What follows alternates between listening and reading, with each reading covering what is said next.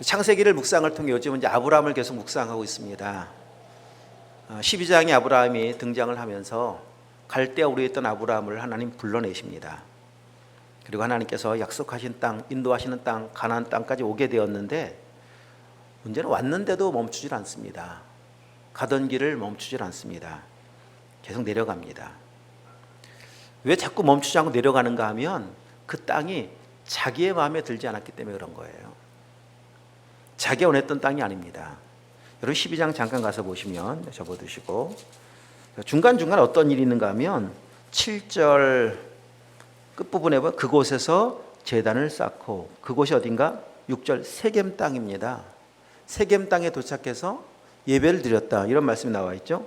8절 말씀에 보면 베델이라는 지명이 나오고 또 거기서도 여호와께 제단을 쌓고 여호와 이름을 불렀다. 중간중간 예배를 드렸습니다. 오면서 지역으로 놓고 보면 세겜은 이스라엘 저 북쪽에 있고 베델은 남쪽에 있습니다. 남쪽이라기도 중간쯤에 있습니다. 쭉 계속 내려온 겁니다. 예배는 드리는데 발걸음은 안 멈춰요. 예배 드리고 내 마음대로 산다는 겁니다. 예배 드리고 남쪽으로 내려가고, 예배 드리고 또 내 마음대로 살고, 거의 우리의 모습과 비슷하시죠. 예배 드리는데 내 마음대로 살고 있는. 이게 아브라함의 초창기는 이랬다는 겁니다. 그렇게 살다가 어디까지 가느냐, 어디까지 내려갔느냐, 좀 더 내려가다 보시면은 점점 남방으로 내려가서 이제 애굽까지 내려간 겁니다. 이 가까운 거리가 아닙니다. 굉장히 먼 거리입니다. 애굽까지 내려가서 위기를 만납니다. 그래서 위기를 모면하고자 부인 사라를 팔아먹습니다. 그리고는 거부가 됩니다. 참 아브라함의 잘 우리가 드러내야 보지 않는 이 본문 속에 보면은 이렇게 한심함이 있습니다. 어떻게 부인을 팔아먹습니까? 자기 살겠다고. 이게 아브라함의 모습이었었습니다. 자, 그런데 하나님은 그 바로의 집에 재앙을 내립니다. 내려가서 보실까요? 17절 여호와께서 아브라함의 아내 사레의 일로 바로와 그 집에 큰 재앙을 내려요. 잘못은 아브라함이 했는데 이해가 좀 안 되는 부분이 있습니다. 하여튼 이거는 지금 이 부분을 자세히 설명할 수는 없습니다. 하나님의 구속의 역사를 이루어가고자 하시는 하나님의 신실한 뜻이 계시는데, 그래서 바로는 재앙을 받고 아브라함을 즉시 내보냅니다. 여기서 보면은 참 믿음의 사람이라고 생각하는 아브라함보다, 중간중간 예배를 드리는 아브라함보다 예배와 상관없고 하나님도 전혀 모르는 바로가 훨씬 믿음이 좋아 보이잖아요. 즉시 내보내잖아요. 즉시 순종하지 않습니까? 자, 하여튼 이런 일이 있었고 13장에 와보면은 이 부인 팔아먹고 부자가 된 아브라함이 이제 거부가 되다 보니까, 재산이 많다 보니까 이제 문제가 생깁니다. 조카 롯과 갈등이 생깁니다. 재산 문제 때문에. 그래서 결국은 헤어져야 돼요. 조카에게 먼저 선택권을 주죠. 내가 우하면 내가 좌하고. 그래서 조카가 선택한 땅이 소알 땅. 지금은 소돔과 고모라 땅에 어딘지 흔적도 없습니다. 성지순례 하면서 얘기 듣기는 그냥 사해 남쪽 그 사해 바다에 다 잠겨버렸을 것이다. 조기쯤이 아마 옛날 소알 땅이었을 겁니다. 생각하는데 그 당시에는 얼마나 살기가 좋았던 곳인지, 마치 에덴 같고 애굽 같고 그냥 거기가 너무 좋은 최고라고 생각되어져서 선택했고, 갈라집니다. 조카와. 그러니까 조카를 생각해 본다면은 자기 때문에 조카도 부자가 됐고 어떻게 삼촌을 버리고 떠날 수가 있는가? 또 그 전에 삼촌과 갈등을 일으킬 수가 있겠습니까? 괘씸한 거 아니겠습니까? 그런 조카가 어떤 일이 벌어지느냐? 14장 말씀에 가보면은 조카의 의지와 상관없이 가나안 남부에 살고 있었던 땅이었었는데, 가나안 북부 지역에 있는 사람들이 와서 연합 군대가 남부 지역을 공격을 했고, 공격해서 포로로 잡아갈 때 롯도 전쟁에 가담한 사람은 아니지만은 함께 잡혀가게 된 겁니다. 살고 있었으니까. 그 소식을 아브라함이 듣고 318명의 훈련된 사람을 데리고 와서 조카를 구해옵니다. 이게 14장입니다. 왜 지금 이 앞부분을 말씀드리는 건가 하면, 자 15장 여러분 다시 본문 와서 보십시오. 이후에로 시작되고, 이후라고 하는 그 말은 이 일 후에, 이 세번역 성경에 보면 이런 일이 일어난 후에, 이런 일을 좀 주목할 수 있어야 합니다. 그때 하나님은 아브라함을 찾아오시고 나서 어떻게 말씀하시는가? 아브라함아 두려워하지 말라, 이 말씀을 하고 있단 말입니다. 자, 우리 여러분 잘 알고 계시죠? 사람은 외모밖에 볼 수 없지만 하나님은 우리의 마음 중심을 보신다고요. 아브라함이 두렵지 않은데, 아무 일 없고 아무 문제 없는데, 진짜 평안히 잘 살고 있는데 찾아오셔서 아브라함아 두려워하지 말라 이렇게 말씀하셨겠습니까? 그럴 리가 없죠. 마음을 아시는 하나님께서 두려워하고 있는 걸 알고 계신다는 겁니다. 여러분, 하나님은 지금도 우리의 마음을 알고 계십니다. 오늘 창세기 15장은 BC 2000년 전, 지금으로부터 4000년 전 아브라함에게 하신 말씀이기도 하지만은 오늘 살아계신 하나님의 말씀, 지금도 말씀하시는, 우리를 향해서 하시는 말씀이십니다. 저를 향해서, 여러분들을 향해서 아브라함아 두려워하지 말라, 이 말씀 여러분들을 향해서 하시는 말씀이라니까요. 저도 마찬가지예요. 나에게 주신 말씀으로 받으시길 축복합니다. 또한 두려워하지 말라고 말씀하신 하나님은 도와주시겠다는 겁니다. 그 두려움의 문제를 해결하시겠다는 거예요. 우리는 사실 말씀으로 위로밖에 할 수가 없어요. 염려하지 마십시오라고는 말할 수밖에 없지만은 하나님은 염려하지 말라고 말씀하신 하나님은 염려의 문제를 해결하실 수 있는 능력의 하나님이라는 사실입니다. 그래서 하나님만 믿는 거예요. 이 세상에 나의 문제, 나의 두려움의 문제 해결할 수 있는 사람 없습니다. 그 어떤 것도 없습니다. 오직 하나님만 해결하실 겁니다. 그 하나님을 믿는 믿음이 있길 축복합니다. 자, 그럼 왜 두려워하고 있는가? 다시 이 일 후에라고 하는 것을 연결지어 생각해 본다면은, 지금 14장에서 아브라함이 조카를 구하기 위해서 겁도 없이 정말 전쟁터에 뛰어들었습니다. 참, 비록 자기를 배반하고 떠난 조카지만 그 조카를 향한 사랑의 마음이 얼마나 애틋한지 알 수가 있죠. 물불 안 가리고 뛰어들었었는데 가보니까 그곳이 어디냐? 저 북부 연합군 한 민족을 향해서 공격을 한 겁니다.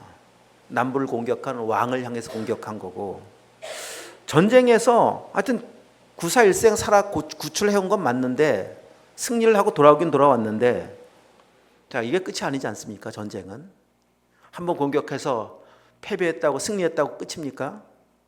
아닙니다. 그래서 이 세상 전쟁은요, 화근을 없애는 게 그 다음 일이에요. 아예 공격할 기회를 주지 않는 겁니다. 그래서 잔인하게 짓밟아 버리는 겁니다. 왜? 언제 공격할지 모르기 때문에. 세상은 항상 그렇잖아요. 주고받고 이게 반복됩니다. 그러니까 아브라함도 거기에 대한 불안함을 느낀 겁니다. 저 군대가 언제 나를 공격해 올까? 아마 그런 징후도 느꼈을 겁니다. 공격해 올 거라고 하는 그런 소리도 들었을 겁니다. 그러다 보니까 이 아브라함 마음까지 두려움이 그의 마음을 그냥 이 밑바닥으로 나락으로 떨어뜨리지 않았겠습니까? 그렇게 두려움 가운데 있던 아브라함을 하나님이 찾아오셔서 말씀하시는 거예요. 아브라함아, 두려워하지 말아라. 그 다음에 이렇게 말씀하십니다. 나는 너의 방패란다. 나는 너의 상급이란다. 이런 방패는 전쟁할 때 사용하는 도구 아닙니까? 이게 무슨 놀이용입니까? 가정에서 주방용 기구도 아닙니다. 그러니까 그 말은 방패가 그런 겁니다. 방패는 보호하는 봉호용입니다. 예전 전쟁이 칼과 창과 활의 전쟁이었기 때문에 방패는 필수품입니다. 방패는 화려할 필요가 없어요. 튼튼해야 합니다. 그 칼을 막으려면, 그 창을 막으려면. 하나님이 지금 놀라운 말씀하시는 겁니다. 내가 너의 보호자가 되어주마. 내가 너를 지켜주마. 이렇게 말씀하고 계시지 않습니까? 아무리 대단한 세상의 공격이라 하더라도 하나님이 보호하신다면 그 전쟁 안전하지 않겠습니까? 더 나아가 말씀하십니다. 나는 너의 상급이다. 상급이라고 하는 말은 언어를 여러 가지 의미로 말씀하고 있는데, 그냥 보상이기도 하고 삭시기도 하고 상이기도 한데, 그 똑같은 의미는 승리이기도 하다는 말. 승리. 내가 너의 승리란다. 내가 너를 승리케 하마.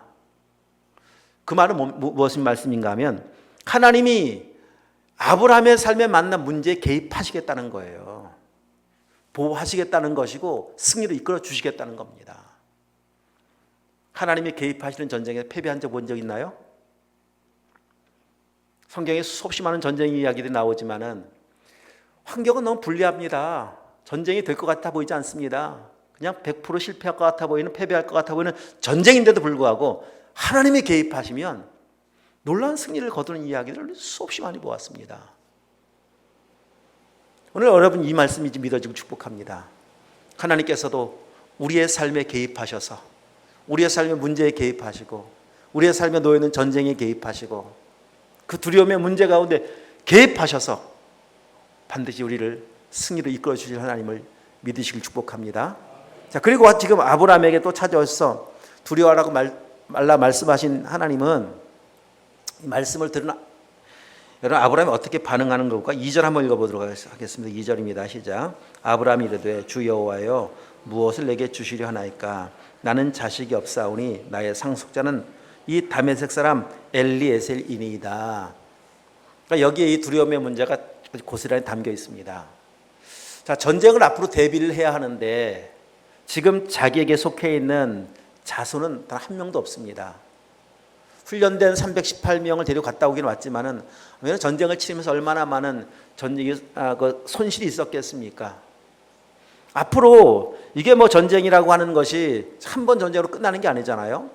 결국은 후손들이 필요한데 시간이 지나도록 후손은 보이진 않고 생길 것 같아 보이진 않고 나이는 점점 들어가고 그리고 아브라함이 겨우 생각한 대안이 무엇인가 하면 엘리에셀, 종으로 삼고 있던 엘리에셀, 좀 똘똘한 종 한 명 내 후사로 삼으면 어떨까 생각을 하는데 역시 그도 시원치 않다는 것을 아브라함이 알고 있는 거예요. 여러분 이런 겁니다. 우리가 각자 갖고 있는 두려움의 문제를 우리 스스로 이러면 될까? 이런 방법이면 될까? 그게 엘리에셀입니다. 내 생각이 엘리에셀이라고 하는 거예요. 근데 우리 스스로 알고 있어요. 그 방법이 신통치 않다는 것을 알고 있어요. 그 방법이 나에게 아무런 도움이 될 수 없다는 건 스스로 알고 있음에도 불구하고 또 우리는 엘리에셀을 또 찾는 거예요. 이 방법은 또 아닐까? 이 방법 아닐까? 그래서 우리 여기에 매여 있을 때가 얼마나 많은지 모릅니다. 하나님은 엘리에셀이 아닌 걸 알려주십니다. 그래서 그 뒤에 이렇게 말씀하시죠. 자, 4절 5절 하나님 말씀 시작. 여호와의 말씀이 그에게 임하여 이르시되 그 사람이 내 상속자가 아니라 내 몸에서 날 자가 내 상속자가 되리라 하시고 그를 이끌고 밖으로 나가 이르시되 하늘을 우러러 뭇별을 셀 수 있나 보라. 또 그에게 이르시되 내 자손이 이와 같으리라. 아브라함아 잠깐 나 좀 보자. 캄캄한 밤에 하늘을 보게 하십니다. 별들 한번 세어보아라. 셀 수가 없습니다. 내 자손이 내 후손이 이와 같으리라. 근데 여러분 여기 주목할 것은 무엇인가 하면 여기 자손이 나오지 않습니까? 내 자손들 이렇게 말씀하지 않고 자손이라고 말씀하세요. 단수로 사용하고 있습니다. 자, 요 내용의 말씀을 우리 갈라디아서 3장 16절을 한번 가서 보시면 아주 정확하게 이제 말씀해 주고 있는데 한번 찾아보도록 하겠습니다. 갈라디아서 3장 16절.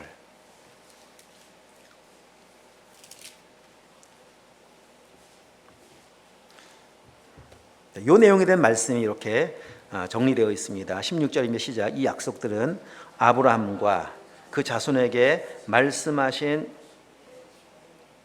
이 여럿을 가리켜 그 자손들이라 하지 아니하고 오직 한 사람을 가리켜 내 자손이라 하셨은즉 곧 그렇죠. 곧 그리스도다. 딱 한 분 그리스도. 결국 지금 이거 결론입니다. 아주 중요한 결론입니다. 아브라함을 하나님은 밖으로 불러내셔서 별들을 통해서 말씀하고 계시지만 하나님께 주고 싶어 하시는 이 메시지는 딱 한 분, 내 자손, 너를 통해 오게 하실 자손이 누굽니까? 그리스도라고 하는 것을 지금 갈라디아서 말씀해 주고 있지 않습니까? 자, 그리스도를 너를 통해 이 땅 가운데 보내실 텐데 그리스도의 승리가 어떻게 승리를 이루었는지를 묵상하라는 겁니다. 여러분 생각해 보십시오. 예수님이 어떻게 승리를 이루었나요? 우리가 생각하는 엘리에셀의 승리는 이런 승리입니다. 이 땅에 오신 예수님이 행하셨던 많은 기적들, 오병이어의 기적을 행하셨습니다. 하나님 내게도 이 두려움의 문제 해결하기 위해서 오병이어가 필요합니다. 생각하는 게 엘리에셀이라고 하는 겁니다. 하나님 풍랑을 만났습니다. 풍랑을 잠재우셨던 예수님의 기적, 내 두려움을 문제 해결하기 위해서 하나님 빨리 풍랑 좀 잠재워 주십시오. 하나님 죽은 자를 살리시지 않았습니까? 주님께서 빨리 내 앞에도 이 죽은 상황 같은 이 상황 속에서 빨리 부활을 좀 보게 하여 주시옵소서. 다 엘리에셀이라고 하는 겁니다. 그럼 여러분 보십시오. 예수님이 오셔서 행하신 그의 진짜 승리가 뭐겠습니까? 십자가입니다. 십자가로 승리하셨습니다. 뒤로 넘어가셔서 골로새서 2장 한번 보도록 하겠습니다. 골로새서 2장 15절 326쪽 골로새서 2장 15절 다 함께 읽겠습니다. 통치자들과 권세들을 무력하여 드러내어 구경거리로 삼으시고 십자가로 그들을 이기셨느니라. 통치자들, 권력자들이 예수님 십자가에 못 박습니다. 십자가에 달린 예수님 그 앞에 비참하게 아주 비웃음거리, 조롱거리를 당하십니다. 구경거리가 되셨습니다만 십자가에 달린 예수님이 진정한 승리인 것을 우리는 역사를 통해서 사실을 통해서 알고 있지 않습니까? 죽는 게 승리라는 겁니다. 지금 아브라함의 두려움의 문제는 왜 두려움의 문제가 생겼는가? 공격해 올 것에 대한 두려움보다 더 근본적인 그를 두렵게 만드는 것은 바로 나라고 하는 거예요. 나. 죽지 않은 나. 내가 생각하고 내가 계획했고 내가 꿈꿨고 내가 설계했었던 그 일이 내 삶 가운데 이루어지지 않을까 봐 두려운 겁니다. 나는 항상 내 나라를 만들고 싶은데 내 나라가 이루어질 것 같아 보이지 않는, 내가 건축해 놓았던, 내가 만들어 놓았던 것들이 다 파괴될 것 같은 두려움이 나를 두렵게 만드는 겁니다. 하나님께서 주고 싶어 하신 나라는요, 하나님의 나라예요. 여기 지금 말씀하시는 너의 후손을 별들과 같이, 창세기 15장 우리 그 뒤로 와보면 이런 말씀도 이어서 하고 계시는데, 자 15장 다시 한번 가셔서 뒤에 보면 이런 말씀이 있죠. 7절 말씀해 보면은요, 그에게 이르시되 나는 이 땅을 내게 주마. 앞에는 후손을 별들과 같이, 그리고 땅과 후손이 있습니다. 지금 나라를 만들어가고 있는 과정입니다. 주인이 필요합니다. 이 나라가 이루어지기. 주인이 누구냐라고 하는 게 중요한 거예요. 하나님께서 아브라함을 불러내셨을 때 내 민족에게 복을 주마. 너를 축복한 자에게는 복을 주고 너를 통해서 모든 민족이 복받게 하시겠다라는 하나님의 약속은 아브라함이 만들고 싶어 하는 그냥 세상 나라가 아니라 하나님의 나라를 건설하고 싶어서 하나님 아브라함을 불러내신 겁니다. 그리고 중간중간에 계속 그 말씀하시는 거예요. 너를 통해서 하나님 나라를 내가 건설하기를 원한다. 하나님의 나라는 하나님이 주인된 나라입니다. 하나님이 주인 되기 위해서는 내가 죽어야 하나님이 주인 됩니다. 내가 죽고 내 안에 그리스도가 사실 때 거기 하나님의 나라가 이루어집니다. 여러분, 하나님의 나라는 로마 14장 말씀하시기를 의와 성령 안에 있는 의와 평강과 희락이라고 말씀하세요. 여러분, 내가 진짜 죽으면은 우리 모든 환경을 뛰어넘어서 하나님의 의로움이, 하나님의 평강이, 하나님의 기쁨이 내 안에 누려지기 시작합니다. 그 나라 주고 싶어 하시는 거라니까요. 그 나라를 우리가 누리고 살기 원하신다면 오늘 우리에게 필요한 것은 십자가에 승리하셨던 그리스도와 같이 십자가로 나가는 겁니다. 내가 죽는 죽음으로 나가는 겁니다. 여러분, 두려워하고 계신 여러분들, 두려움의 문제는 지금 당장 볼 때는 그 문제 하나 해결되면 두려움이 해결될 것 같아 보이지만 임시적 아니겠습니까? 근본적인 해결은 아닙니다. 언제 해결되느냐? 내가 죽을 때. 두려워하고 있는 걸 보니까 내가 아직 안 죽었구나. 주여, 오늘도 십자가로 나갑니다. 내 안에 사시는 주님, 나는 너의 방패라고 말씀하시는 주님이 진짜 내 안에 계시는데요. 그렇지 않습니까? 나는 너의 상급이라고 말씀하시는 주님이 내 안에 계시는데요. 그 두려워하고 있다면 이게 뭐가 문제가 있지 않습니까? 다시 십자가로 나가셔서 두려움의 문제가 기쁨으로, 염려가 평강으로 변화되는 진정 하나님의 나라가 우리의 삶 가운데 있기를 축복합니다. 여러분, 죽는 게 사는 거예요? 카페는 내가 주고 싶시다. 내가. 하여튼 지금 자세하게 상황까지 다 말씀드릴 수 없습니다만, 하여튼 죽는 게 사는 거다. 내가 죽자. 그 하나님 나라가 이루어진다. 기억하시면 기도하십시다. 기도하시겠습니다. 하나님 아버지, 감사합니다.